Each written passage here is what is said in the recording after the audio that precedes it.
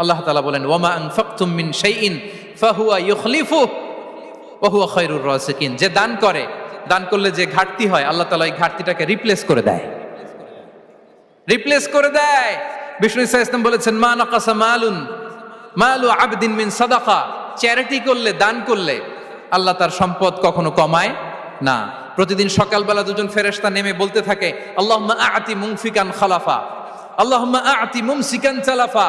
ফেরেশতা দুজন বলে আল্লাহ, যে দান করলো, দানের কারণে যে ঘাটতিটা হলো এটা তুমি মেক আপ করে দাও, এটা তোমার পক্ষ থেকে বারাকা দিয়ে রিপ্লেস করে দাও। আর যে ধরে রাখলো, কৃপণতা করলো, ওর সম্পদকে আল্লাহ তুমি ধ্বংস করে দাও। ওয়াল ইয়াযু বিল্লাহ। আমরা যেন দান করি। এরপরে বিষ্ণু ইসা ইসলাম বলেছেন বেশি বেশি হজ উমরা করলে, বেশি বেশি যদি কারো সাধ্য থাকে, ফিনান্সিয়াল ক্যাপাসিটি থাকে, বেশি বেশি হজ উমরা করলে তার রিজিকে বারাকা নেমে আসে। সব শেষে হচ্ছে দোয়া করা।